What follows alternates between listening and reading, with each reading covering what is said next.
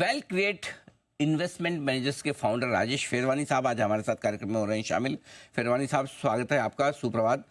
धन्यवाद हमें समय देने के लिए। सर, बाजार पर सबसे पहले व्यू लेना चाहता हूँ। नए साल की शुरुआत भी हुई है, मिक्स से दिख रहे हैं बाजार। बताएं सर, कैसे देख रहे हैं आप आगे का आउटलुक? बहुत बहुत शुक्रिया अनिल जी। धन्यवाद सर। देखिए, जो अर्निंग्स ग्रोथ स्लो डाउन हुआ है लास्ट क्वार्टर में Q2 में, उससे एक ट्रेंड बन गया है। और मुझे लगता है 2020 आई मीन FY25 जो ईयर है, इसमें ओवरऑल EPS ग्रोथ निफ्टी का 5-6% से ज़्यादा नहीं होगा। तो हमने अगर देखा 2021 से लेके 2024, FY21 से लेके FY24 देखा, तो हमारा EPS 545 से लेके 1000 रुपीज हो गया। 22% का CAGR आया था। लेकिन अब हमारा जो CAGR आगे जाने के लिए देखेंगे तो वो शायद कम हो जाएगा। और जब भी ग्रोथ स्लो डाउन हो जाता है तो वैल्यूएशन पे तो इम्पैक्ट आएगा ही आएगा। तो ये तो मुझे लगता है कि होने ही वाला है। और इसके लिए हमने करेक्शन भी देख लिया है, काफी करेक्शन हो भी गया है और उस इम्पैक्ट को लेके। लेकिन ये साल अगर मैं देखूं कि नेक्स्ट 2 साल में मेरा अर्निंग्स क्या आने वाला है, तो FY25 में अगर मैं देखूं 5-6% का ग्रोथ आएगा। 1050 1100 के बीच में कुछ अर्निंग्स आ जाएगा। और FY26 में 1200, मतलब 1200 का अर्निंग्स आएगा। 1250 का। तो अगर उसको मैं 20 टाइम मल्टीपल भी देता हूं तो 24 से 25 हजार के बीच बीच में मार्केट बैठ सकता है दिसंबर 2025 में। तो यहां से मुझे लगता है 5-6% का रिटर्न ओवरऑल निफ्टी पे देखने को मिलना चाहिए। FIS का काफी सेलिंग भी हो रहा है, तो वो एक इम्पैक्ट भी रहेगा मार्केट पे। ठीक बात है। आइए, नतीजों की सीजन की शुरुआत होने वाली है। बताएं सर, इस बार कैसे देख रहे हैं आप रिजल्ट सीजन को, और कहाँ आपकी नज़र है, कहाँ अच्छे या खराब नतीजे रह सकते हैं? हमने देखा है जो डिस्क्लोजर्स आए हैं कंपनी से, बैंक्स ने जो डिस्क्लोजर किए हैं, क्वार्टर ऑन क्वार्टर लेवल पे इतना ग्रोथ नहीं है। लेकिन आज भी YOY लेवल पे ग्रोथ आ ही रहा है। तो बैंकिंग सेक्टर में अगर हम देखें तो लार्जर बैंक्स में, जो बड़े बैंक्स हैं, PSU बैंक्स खास करके, 12 से 15% ग्रोथ आ रहा है। लेकिन प्राइवेट सेक्टर बैंक्स में इतना ग्रोथ नहीं आ रहा है। तो बैंकिंग सेक्टर में मुझे लगता है मॉडरेशन आया है ग्रोथ में, लेकिन ग्रोथ कम नहीं हुआ है। अगर छोटे बैंक्स देखें तो शायद प्राइवेट सेक्टर बैंक्स और छोटे बैंक्स और फाइनेंशियल इंस्टीट्यूशन देखें तो वहां पे NPA का खतरा है, क्योंकि रिटेल सेक्टर में खतरा आ सकता है NPA का। अगर हम देखें ऑटो में तो स्लो डाउन आ ही गया है और उनके रिजल्ट्स थोड़े मॉडरेट या टेपेड ही रहेंगे, क्योंकि ऑटो में आप देखें PV और CV ये सेगमेंट्स में इतना ग्रोथ आ नहीं रहा है आज के दिन पे। तो उनका कुछ सिंगल डिजिट में ग्रोथ आएगा।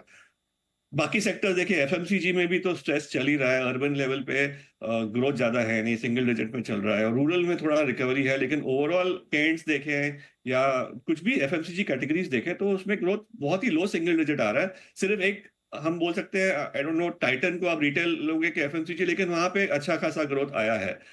रिटेल में ग्रोथ डिसेंट आया है, लेकिन उनकी वैल्यूएशंस बहुत ज्यादा तगड़ी थी, इसके लिए वहां पे करेक्शन आया। लेकिन रिटेल जैसे डीमार्ट वीमार्ट, उनके ग्रोथ डिसेंट आ रहे हैं। ओवरऑल फार्मा में ग्रोथ अच्छा आएगा, क्योंकि फार्मा सेक्टर में काफी प्रोडक्ट्स हैं जहाँ पे मार्जिन अच्छे कर रहे हैं। तो फार्मा में मुझे लगता है 15 से 20% अर्निंग्स ग्रोथ आ सकता है। और cement will be in trouble. Cement में अभी भी वॉल्यूम डिक्लाइन आ रहा है। ऑयल एंड गैस में नंबर्स अच्छे नहीं आएंगे, लेकिन क्वार्टर ऑन क्वार्टर लेवल पे ऑयल एंड गैस पे थोड़ा इंप्रूवमेंट आ सकता है, क्योंकि GRM थोड़े रिकवर हुआ है। लेकिन YOY बेसिस पे फिर भी इम्पैक्ट रहेगा। सो ओवरऑल मुझे लगता है अगर आप पूरा मार्केट कॉर्पोरेट सेक्टर देख लें तो ग्रोथ कुछ मॉडरेशन फेज में चल रहा है। इतना खराब नहीं है जितना मार्केट बता रहा है। ठीक बात है। बिल्कुल, ये बात तो ठीक है कि उतने खराब भी नहीं दिख रहे हैं। अब बताएं सर कि सामने बजट भी है, RBI की पॉलिसी भी, क्या उम्मीद रखी जाए?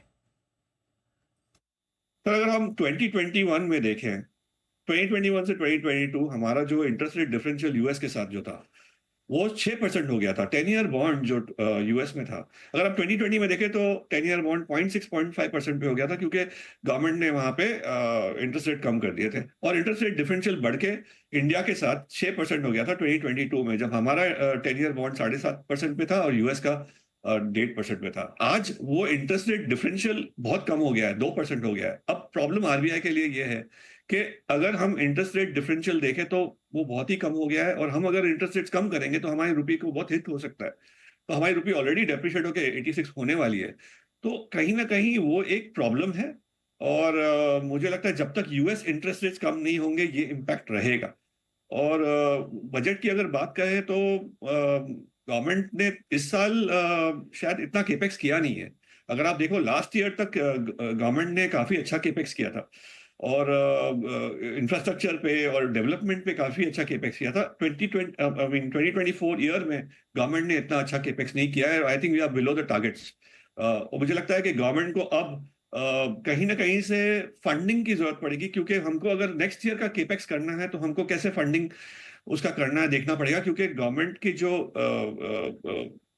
फाइनेंसेस है कहीं ना कहीं इलेक्शन की वजह से भी थोड़े स्लो डाउन हो गए हैं। तो नेक्स्ट ईयर की जो केपेक्स गाइडेंस है वो बहुत जरूरी होगी। हमको वो देखना बहुत जरूरी है कि गवर्नमेंट कितना कैपिटल एक्सपेंडिचर और इंफ्रास्ट्रक्चर और डिफेंस पे करती है, क्योंकि वही हमारे को लगेगा कि मार्केट का रुख उससे बनेगा, क्योंकि लास्ट ईयर का ग्रोथ जो आया था वो उसी से ही आया था। सर, अगर इस बाजार में कहीं पैसा लगाने का मन है तो क्या खरीदेंगे आप? सर आज मैं बहुत डिफेंसिव खड़ा हूँ मार्केट में। मेरे पोर्टफोलियो में 50 से 60% डिफेंसिव्स हैं। मैंने फार्मा, एग्रोकेमिकल्स और स्पेशलिटी केमिकल्स में बहुत बड़ा स्टेक ले लिया है और मुझे लगता है कि ये बरकरार रहेगा। मुझे नहीं लगता है कि ये चेंज होगा, क्योंकि cyclical side of the economy अगर हम देखें तो वहां पे आज भी स्लो डाउन है। ऑटोज में स्लो डाउन है। बैंकिंग में जो ग्रोथ आ रहा था दो साल से, एसेट क्वालिटी जो इंप्रूव हुई थी अब वो खत्म हो गई है। ग्रोथ स्लो डाउन हो गया है। प्राइवेट बैंक्स में कुछ ग्रोथ आ नहीं रहा है। डिपॉजिट की वजह से डिपॉजिट्स आ नहीं रहे, मतलब क्रेडिट डिपॉजिट रेशियो बहुत हाई है। और अगर हम देखें सीमेंट में ग्रोथ नहीं आ रहा है। इंफ्रास्ट्रक्चर में थोड़ा स्लो डाउन आ गया है, क्योंकि केपेक्स स्लो डाउन हुआ है, प्राइवेट केपेक्स पिकअप नहीं हुआ है।